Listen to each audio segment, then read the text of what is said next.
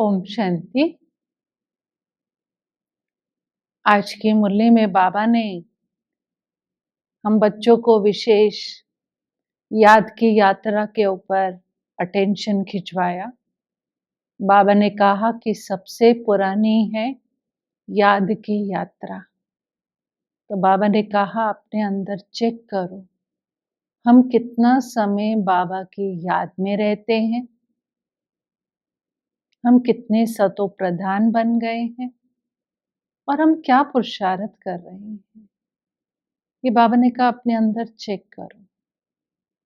फिर बाबा ने कहा देखो बच्चे कहते हैं बाबा मेहर करो। तो बाबा ने कहा अच्छा, तुम्हारे कल्याणार्थ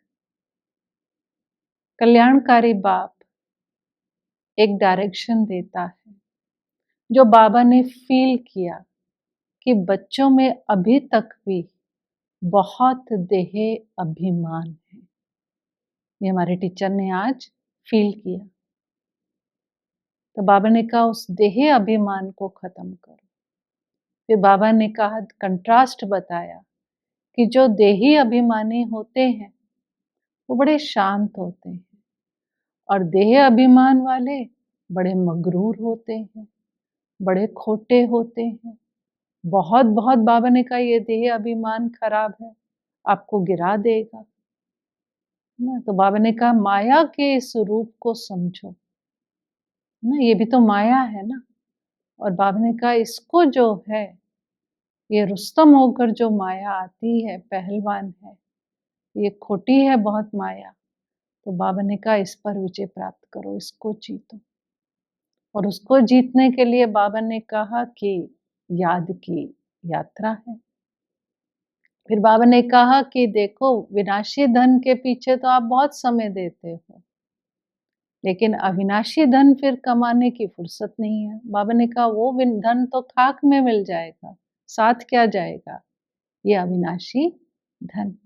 फिर बाबा ने याद की यात्रा में बांधेलियों को और गरीबों को बहुत अच्छे मार्क्स दिए। बाबा ने कहा ये बहुत अच्छा, बाबा को याद करते हैं। फिर बाबा ने कहा देखो आप जितने रुस्तम बनेंगे तो माया भी आपके साथ उतना ही रुस्तम रूप में आएगी। पहलवान के साथ माया भी पहलवान बनकर लड़ेगी। इसमें ब्रह्मा बाबा ने अपना अनुभव सुनाया कि जानता हूँ मैं बेगर टू प्रिंस बन रहा हूँ, फिर भी माया विघ्न डालती है। किसमें? याद की यात्रा में। तो ये जैसे ब्रह्मा बाबा ने भी अपना एक्सपीरियंस सुनाया। फिर बाबा ने कहा देखो जो सन्यासी होते हैं, क्योंकि बाबा ताकत की बात कर रहा है, याद से ताकत आएगी। मैंने कहा देखो जब सन्यासी सतो प्रधान होते हैं तो वो कितने निडर होते हैं, जंगल में रहते हैं, उनको वहीं सब कुछ प्राप्त हो जाता है। आज बाबा ने कहा वो आत्माएं तमो प्रधान हो गई हैं, अब उनमें वो ताकत नहीं रही।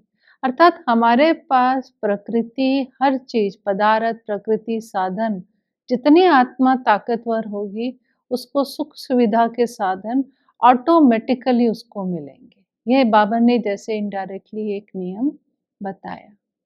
फिर बाबा ने बच्चों को राय भी दी कि बाबा ने कहा कि अपनी उन्नति चाहते हो तो याद की यात्रा में रहो, जिन के माफिक बाबा को याद करते रहो। जिन ने कहा मुझे काम दो नहीं तो मैं खा जाऊंगा, तो बाबा कहते हैं बाप भी तुमको काम देते हैं कि याद की यात्रा में रहो, है ना। अभी अभी यहाँ, अभी अभी परम धाम, फिर कर्म किया, फिर बाबा को याद करो।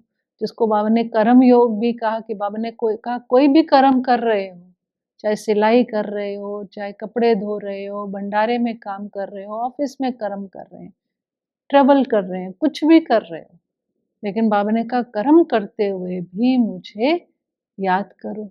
क्योंकि ज्ञान तलवार से तो काम नहीं चलेगा ना, ज्ञान तलवार में याद का बाबा ने कहा जौहर भी चाहिए। फिर बाबा ने ये भी कहा देखो यहाँ मधुबन में बहुत अच्छा एकांत है ना, तो एकांत यहाँ बहुत मिलता है। तो जब मधुबन आते हो, यहाँ आते हो, तो बाबा ने कहा इस समय को वर्थवाइल यूज करो। कैसे वर्थवाइल यूज करें? उतना बाबा को याद करें एकांत में जाकर के, क्योंकि यहाँ एकांत है बाबा ने कहा। इसलिए बाबा ने कहा जब कहीं जैसे मधुबन जाते हैं, आपस में कमरे में रहते हैं या चलो 4-5 लोग हैं आपस में, बाहर भी जाते हैं, वॉक पे भी जाते हैं। तो बाबा ने कहा उसमें भी आपस में सेमिनार करो कि हम कितना समय बाबा की याद में रहे। तो ऐसे बाबा ने भिन्न-भिन्न युक्तियाँ बताई कि अनेक आपको 24 घंटे में समय मिल जाएँगे, जिसमें आप याद कर सकते हैं और ज्ञान चर्चा कर सकते हैं। फिर बाबा ने कहा कि योग को जब बाबा ने कहा तो बाबा ने कहा कई लोग योग को हठ योग समझ लेते हैं। तो बाबा ने कहा ना योग लगाना है, तो 2-2 4-4 घंटे ऐसे हठ योगियों की तरह बैठ जाते हैं और फिर क्या होता है, कोई गिर जाता है, बेहोश हो जाता है, क्योंकि ये हठ योग तो है नहीं, उसका बॉडी पर इफ़ेक्ट आएगा। तो बाबा ने कहा ये कोई योग नहीं है। फिर कई सोचते हैं अच्छा भोग में जैसे ट्रांस में जाते हैं तो बाबा कुछ विज़न्स दिखाते हैं, तो कई सोचते हैं हम भी योग में बैठे तो हमें भी ऐसे कुछ नज़र आए। तो बाबा ने कहा वो भोग अलग चीज़ है, योग अलग चीज़ है।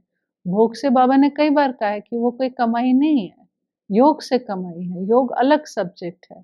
फिर कई लोग योग को साक्षात्कार से मिक्स कर देते हैं, तो वो भी बाबा ने क्लियर करा कि साक्षात्कार होना या साक्षात्कार करना वो भी एक अलग सब्जेक्ट है, अलग चीज़ है।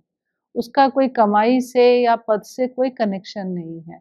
बाबा ने कहा अनेकों को साक्षात्कार हुए, आज है ही नहीं, भाग गए, भगंती हो गए।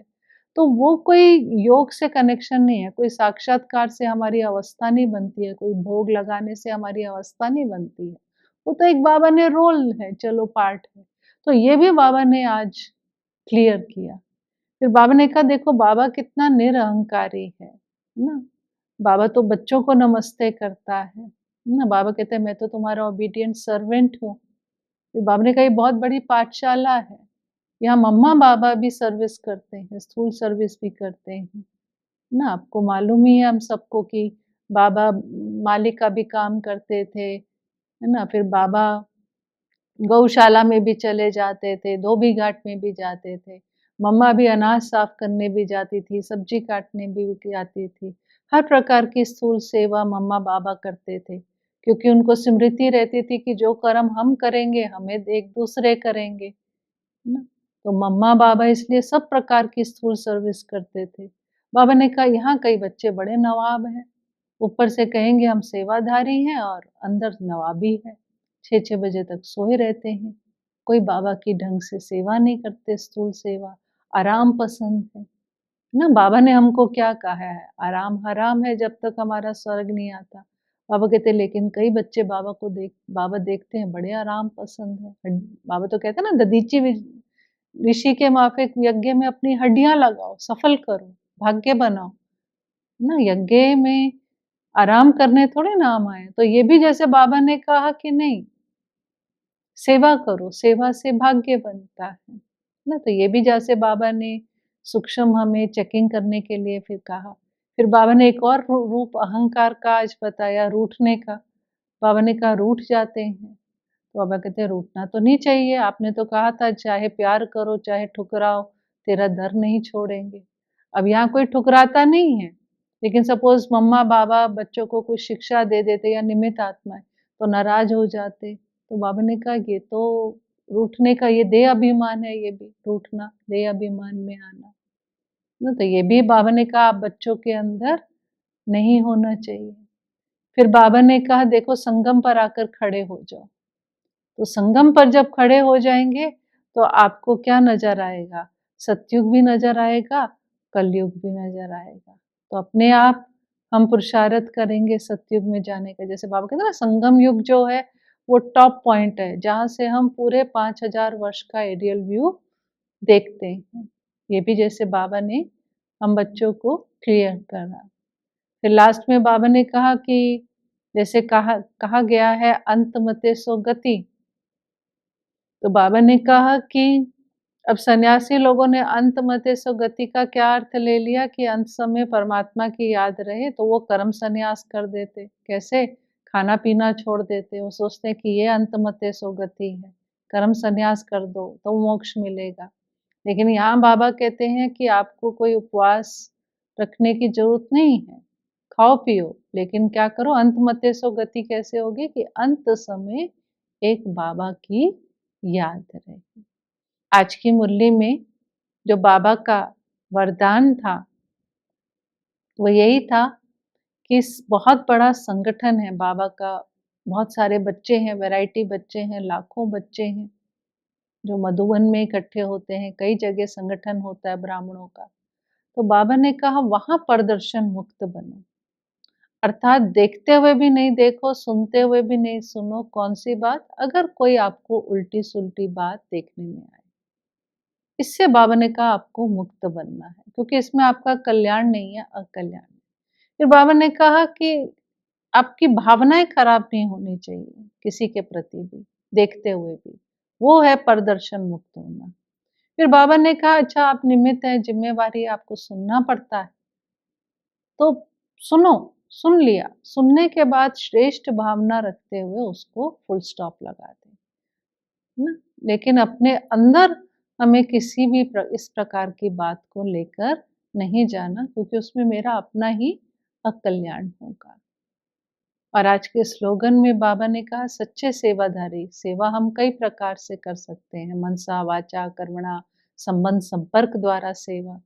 तो संबंध संपर्क में कैसे सेवा करें? बाबा कहते हैं आपका संतुष्ट जीवन, खुशहाल जीवन जो है वो सेवा करेगा।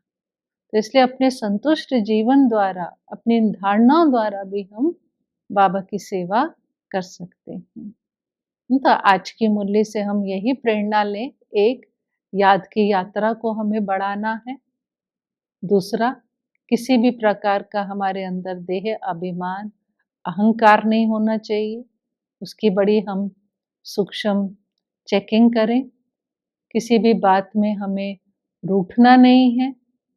जैसे मम्मा बाबा ने निरहंकारी होकर हर प्रकार की सेवा करी, ऐसे हमें भी निरहंकारी होकर और इस स्मृति से कि जो कर्म हम करेंगे, हमें देख दूसरे करेंगे, सेवा करनी है।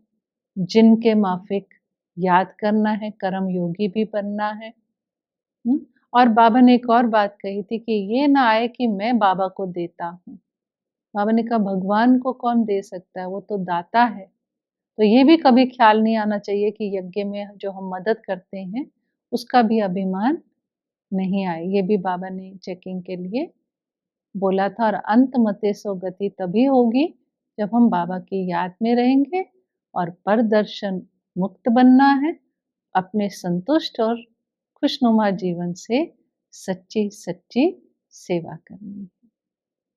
ओम शांति।